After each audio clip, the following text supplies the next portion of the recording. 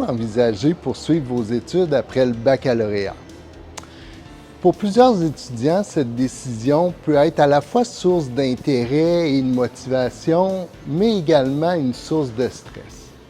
Alors dans cette vidéo, je vais vous présenter des trucs et conseils qui vous permettront de prendre cette décision qui aura une influence non seulement sur votre cheminement scolaire, mais également sur votre avenir professionnel.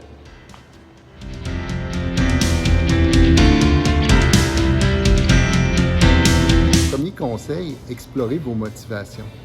Certaines motivations à entreprendre des études de deuxième cycle sont moins favorables. Par exemple, vouloir retarder ou éviter l'intégration au marché du travail ou vouloir faire plaisir à vos proches. Il est donc important d'explorer vos motivations personnelles pour faire un choix qui va être satisfaisant pour vous. Les motivations intrinsèques sont habituellement plus aidantes. Par exemple, vouloir en apprendre plus sur un sujet qui vous passionne, désirer apprendre à faire de la recherche ou vouloir se spécialiser dans un domaine précis. Ces motivations intrinsèques favorisent la réussite scolaire et la persévérance dans son projet d'études.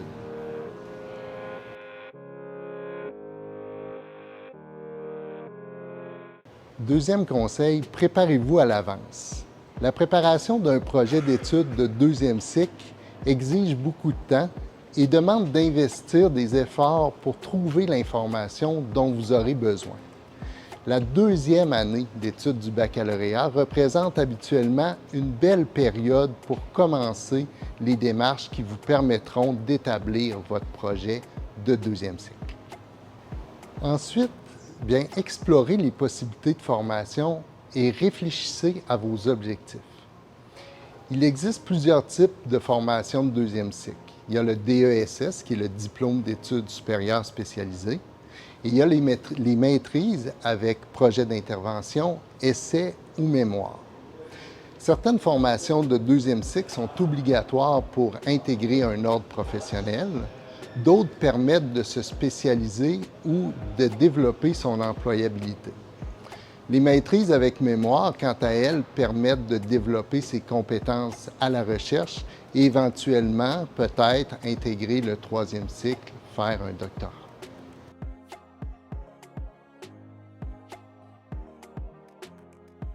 Il est important d'explorer les programmes de deuxième cycle et de faire des liens avec vos objectifs professionnels.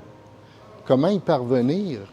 Vous pouvez consulter les sites des départements et facultés pour y trouver des idées de projet et consulter les différentes expertises des professeurs.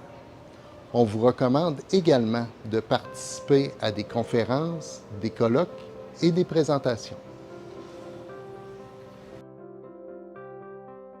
Quatrièmement, informez-vous des dates limites, des processus et des exigences d'admission. En général, l'admission dans un programme de deuxième cycle exige une moyenne se situant entre 2,67 et 3,3 sur 4,33. Elle varie en fonction des programmes d'études et des contingentements. Il faut savoir aussi que certains programmes exigent des conditions particulières. Par exemple, avoir trouvé son directeur de recherche avant l'admission, avoir une expérience de travail pertinente ou réaliser une scolarité préparatoire. N'hésitez pas à communiquer avec les directions de programme pour avoir plus d'informations.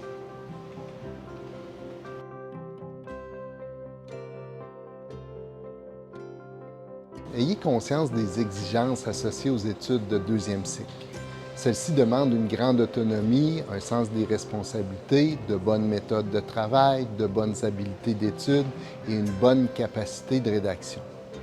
Rendez-vous sur le site Internet du Centre d'aide aux étudiants où vous pourrez trouver des outils qui favoriseront votre réussite scolaire. Enfin, considérez les avantages des études supérieures. Même si elles sont exigeantes, les études supérieures comportent de nombreux avantages. Par exemple, vous pourrez contribuer à l'avancement de la recherche dans un projet qui vous tient à cœur. Aussi, les taux de placement s'améliorent avec une maîtrise et les taux de satisfaction en emploi sont plus grands car elles vous permettent d'établir une meilleure adéquation entre votre formation et vos objectifs professionnels. Alors j'espère que cette vidéo vous aura été utile pour vous guider dans vos réflexions concernant vos études supérieures. Si vous ressentez un besoin d'aide ou d'accompagnement dans vos réflexions, n'hésitez pas à faire une demande d'aide en orientation sur le site Internet du Centre d'aide aux étudiants. Bonne réflexion!